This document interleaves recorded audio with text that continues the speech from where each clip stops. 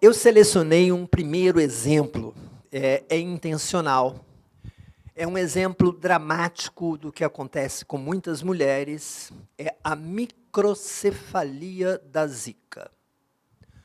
Todo mundo acompanhou, alguns anos atrás, quando aqui no Brasil surgiu uma, a gente pode usar o nome, epidemia de microcefalia, que depois de várias análises se concluiu que eram produzidos pelo Zika vírus.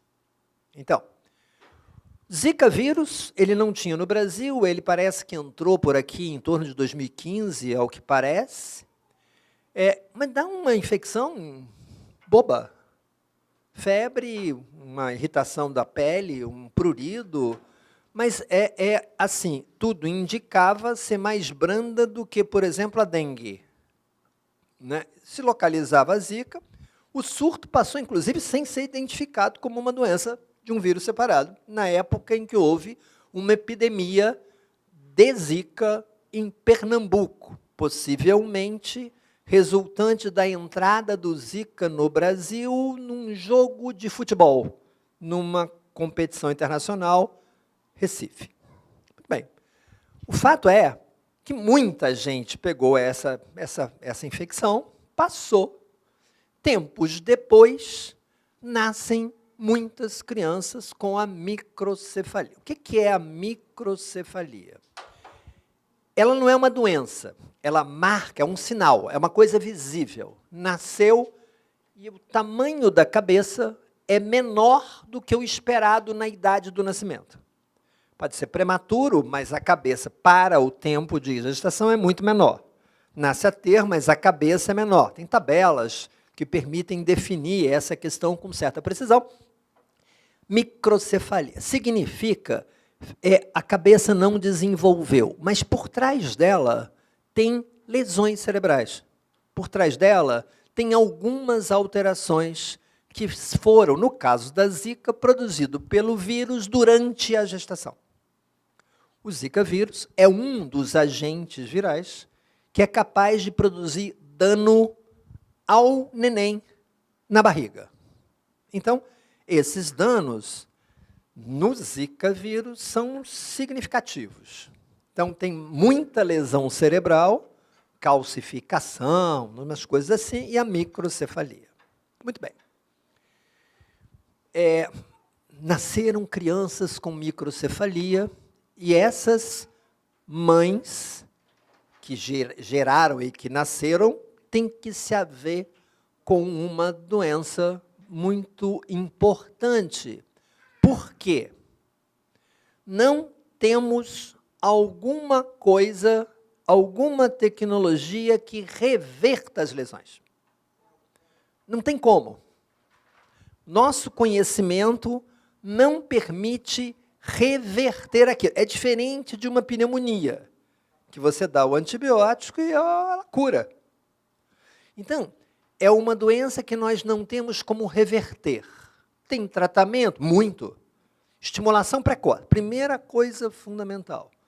A criança precisa de cuidados diferenciados e ela vai precisar de estimulação precoce, de uma série de cuidados. Vai precisar de fisioterapia na tentativa de fazer algumas coisas. Por exemplo, que ela possa desenvolver motoramente para andar, ou pelo menos aumentar movimentos. Conseguirá falar? Não sabemos. Não sabemos. Pode ser que não. Conseguirá, o que será o desenvolvimento neurológico dela? Hoje a gente não sabe, mas a gente sabe que essas crianças terão limites importantes no seu desenvolvimento. Se elas forem muito bem cuidadas, terão menos limites.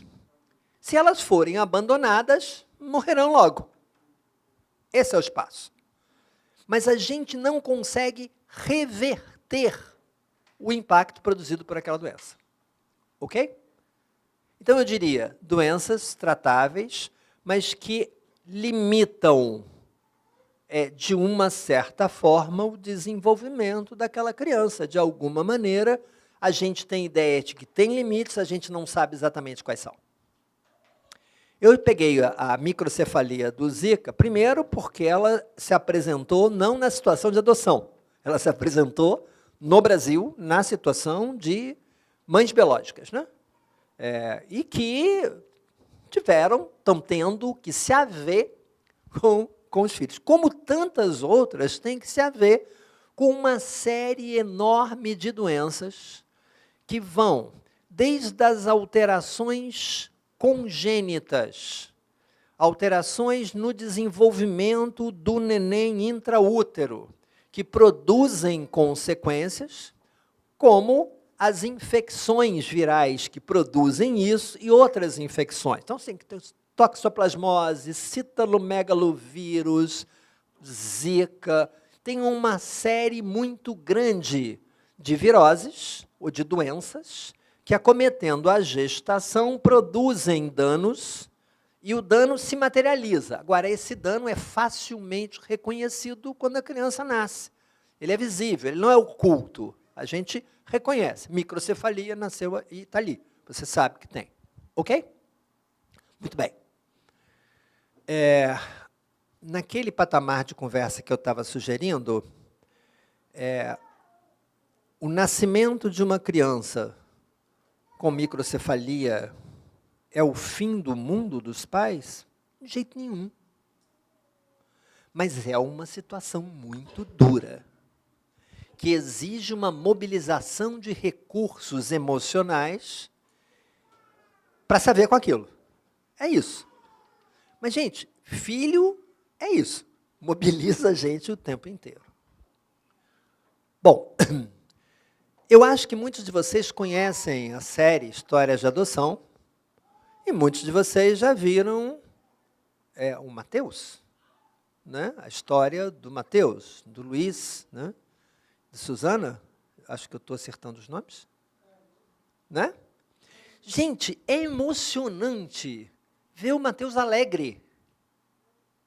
É uma coisa... Gente, ele é uma das crianças que tinha lá atrás um limite, que não se sabia exatamente aonde vai, mas foram adotados, tem uma família, e esta família foi desenvolvendo uma forma de lidar com ele, no qual, não tem dúvida, ele é feliz. E no depoimento, os pais também. Então, o ponto central é que, para isso, quem adota uma criança assim, precisa estar assim, em paz consigo e perceber a disponibilidade afetiva, emocional, de dar o cuidado que uma criança assim coloca. Esse é o ponto. Veja, na gestação não tem essa opção. Não tem. A criança nasceu, tem uma limitação desse tipo, certo? O que pode fazer? Abandonar? Veja, é o inverso do território em que a gente se coloca. Então, na gestação biológica, tem algumas coisas que empurram, convidam os genitores a se virar, né, nessa história. O que acontece na adoção é que a gente pode olhar a gente, a nosso repertório emocional e a nossa capacidade de lidar com aquelas situações. E alguns de nós vão dizer, tipo, que legal, e vão construir coisas como a família do Mateus. Outros de nós podem chegar e dizer, gente, olha só, essa barra eu não aguento não. E eu vou optar por outra coisa. Eu vou tentar, na verdade, lidar com outras coisas que também têm que lidar de outras necessidades, mas de alguma maneira eu coloco. Essa é a razão para se ter escolha. Para que a gente não entre, assim, com a sensação, não é a escolha da criança, porque não existe isso, mas existe uma coisa que é a reflexão própria sobre o que significa cuidar de uma criança que tem uma doença que aponta um limite de desenvolvimento. Ok? Pedaço 1 feito? Mas aí eu quero complicar, porque tem médico na história. Eu tenho um amigo, colega, trabalha na Escola Nacional de Saúde Pública. Ele, 2 meses atrás, postou no Facebook dele uma postagem muito bonita. Ele tem um filho que tem algumas limitações importantes. E aí ele postou o seguinte: quando o filho nasceu, os médicos assistentes disseram que ele iria sobreviver 1 mês. Depois mudaram o rearranjo para 6 meses. Depois mudaram o cálculo para 1 ano. Ele completou 39 anos ontem. Então, o que é isto? Isto é uma questão de que a medicina, embora ela possa dizer, olha só, tem limites para o desenvolvimento, ela não consegue dizer com certeza o prognóstico. Ok? Pequena digressão médica, perdão. Médico entende de diagnóstico, ou seja, saber qual é a doença. Nós somos treinados e aprendemos a fazer isso, uns melhores que os outros, mas, em geral, fazemos bem o diagnóstico das doenças. Muito tempo atrás, muito tempo mesmo, na época da Idade Média, os médicos faziam prognóstico. Eles chegavam, olhavam, vai morrer. E aí se preparava a cerimônia da morte. Chama os filhos, chama todo mundo, chamava o sacerdote, tem aquelas coisas, enfim. Num certo momento, a medicina avançou muito no conhecimento, mas perdemos a capacidade do prognóstico. Nós ficamos no diagnóstico, ou seja, no momento que tem. Todo o arsenal que a medicina utiliza para pensar os tratamentos e as perspectivas é baseado numa coisa chamada probabilidade. Aliás, a palavra prognóstico em português é interessante, a gente usa concurso de prognósticos, loteria, né?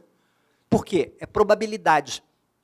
Então, quando a medicina diz, olha, eu tenho uma probabilidade, é isso que ele está dizendo, de 1% de sobreviver depois de 1 ano, digamos, olha que eu estou falando uma coisa bem, né, grave, nunca se sabe se aquela criança está no 99 ou no 1, e não tem como saber.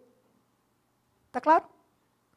Essa característica de probabilidade faz que médico nunca possa dizer com certeza o que vai acontecer. Inclusive, por uma outra razão, porque doença é um elemento que restringe, estreita a vida. Carinho amplia a vida. Então, como é que fica o balanço? A gente também não consegue dizer. Então, o limite do conhecimento médico é dizer, olha, não temos recursos para transformar a perspectiva de vida da criança com esta doença numa vida igual a de todos os outros, digamos assim. Ele vai ter limites, vai ter algumas coisas, a gente vai procurar melhorar ao máximo, e é neste ponto que se convida a família a se engajar no cuidado. Gente, eu sei que eu estou sendo duro, mas espero estar sendo claro, do ponto de vista do que é uma ideia de uma doença. Ela é tratável, mas é um sinal que tem limite. Em várias situações de crescimento ou de perspectivas anômalas do crescimento, que a gente já conhece bem, toxoplasmose, citomegalovírus, paralisia cerebral, uma série de doenças que impedem o desenvolvimento neurológico da criança normal, a estimulação precoce é um elemento que melhora, não reverte. Isso porque, aparentemente, nosso cérebro vai se desenvolvendo, ele não nasce pronto. E você tem estímulos, vão produzindo uma série de mudanças. Isso a gente vê não é só na doença, não. Deixa, antes de pegar pela proa a pergunta, né, sobre a Zika e a demanda de microcefalia de Zika para adoção, o que a gente pode olhar? Veja, quando muitas crianças que passam na tenridade por situações de abandono, ou que não são estimuladas por várias razões, ou na família, ou mesmo nas instituições, cuja precariedade pode eventualmente dificultar a estimulação, são crianças que, quando você chega para ver, são paradas. Não ficam brincando. Gente, quando você vai fazer visita em crianças abrigadas, crianças pequenas, muitas vezes, alguns de nós se assustam por ver crianças que são assim, lentas, como se fossem lerdas, são paradas, não estão correndo, brincando alegre como aqui. Mas isso não quer dizer que muito rapidamente, numa família, com os estímulos, ela vai. Então, isto acontece em todas as crianças no seu desenvolvimento. A aposta que se tem que isso também acontece quando você tem doenças que acometam gravemente o cérebro. Então, agora, o que está sendo feito para conhecer? Grupos de crianças com microcefalia estão sendo acompanhadas no sentido de perceber seus resultados. Temos resultados colocados? Não. Agora, que as crianças têm uma melhora, não dá para dizer que é a estimulação precoce, que é a fisioterapia, o que é que produz, ou se é a família, se é o cuidado. Não tem dúvida que uma criança com microcefalia com Zika, que seja abandonada pela genitora, não vai andar. Aliás, por isso o Estado protege, por isso coloca numa família. Agora, dá para dizer que vai melhorar muito? Não. Ou seja, a gente não sabe, significa que a gente não pode dizer que não tem melhora, tem uma melhora, até onde? Vai ter uma vida normal? Dificilmente. Mas esse dificilmente, ele tem um desconhecimento que a gente ainda não viu. Pode ser que algumas dessas crianças tenham um desenvolvimento melhor. O que a gente viu até agora no acompanhamento do Zika é que algumas crianças que não têm a microcefalia, que é essa forma mais visível, têm um desenvolvimento menor para a idade. Mas as crianças estão com o quê? Com 1 ano e pouco. Então, é muito cedo para poder chegar à conclusão. O que indica que, neste caso, o vírus da Zika produz um estrago razoável, né? Então, não dá para ser otimista. O otimismo é uma armadilha. O otimismo chegar, não, um dia vai resolver, vai ficar uma criança normal, digamos assim, não. Mas eu não posso dizer que não vai ter uma melhora. Eu tenho elementos que sugerem que vai ter. Isso se aplica em todas as situações de lesão. Tem algum grau de mudança. O que significa, possivelmente, que a família que adota precisa estar muito atenta ao que é que aquela criança, no seu desenvolvimento, vai poder. Vai ser atleta de competir na Olimpíada? Não. Gente, dá para tirar isso do território do horizonte. Mas pode ser um paralímpico, é verdade. Tem que ver o que vai ser desenvolvido. Eu tenho que antenar na expectativa, no potencial do outro, e não naquilo que eu sonho, na minha idealização. Gente, mas isso, quando a gente recebe crianças mais velhas um pouco em adoção, entram na escola, a primeira coisa para a gente ver o que, que a gente quer. A gente vai querer que essa criança rapidamente aprenda, assim, se torne um aluno exemplar na competição do conhecimento. Gente, se for assim, a gente entra mal. Porque o contexto de vida, a gente vai ter que olhar para a criança para perceber o que, que ela vai indo. Tem que perceber a socialização que ela tem, o ambiente de construção de segurança na escola. Isso é coisa de pai e mãe, isso é coisa de pai, isso é coisa de mãe, isso é coisa de quem cuida. Que vai estar antenando, não no nosso sonho, mas no que é a necessidade da criança. Então, veja que eu quero colocar... graus diferentes, porque a doença produz limites importantes, mas é parecido com o que a gente tem que fazer com nossos filhos. É antenar no que é o potencial que ele tem. Tentar dar força para desenvolver este potencial o tempo inteiro. Certo? Mas assim, não é a ilusão de que eu ignoro o potencial e imagino que ele vai ter um potencial fantástico. Portanto, eu tenho que reconhecer que tem problemas importantes na Zika, são maiores do que o pensamento inicial da literatura. A gente sabe que é possível atenuar algumas coisas através de uma série de procedimentos, como em todas as outras doenças com dificuldade de desenvolvimento neurológico. Todo grau de acometimento, a questão que ele está levantando é sobre a forma de gravidade. Né? Então, autismo. Autismo é uma alteração. Hoje tem gente que diz que autismo não é uma doença, que algumas associações sugerem que é um outro jeito de viver. Isso mas é um território. Tem formas de autismo que as crianças não se relacionam com os outros. Tem formas mais leves. Acho que é isso que está sendo levantado. Toda lesão produzida por um vírus tem graus. Pode ser mais leve, pode ser mais grave. O nosso conhecimento médico não permite, diante dos exames que a gente faz, chegar e dizer efetivamente que é grave ou não. A gravidade vai aparecer no desenvolvimento. Então, existem variações no Zika, na microcefalia, nas lesões do Zika sem microcefalia.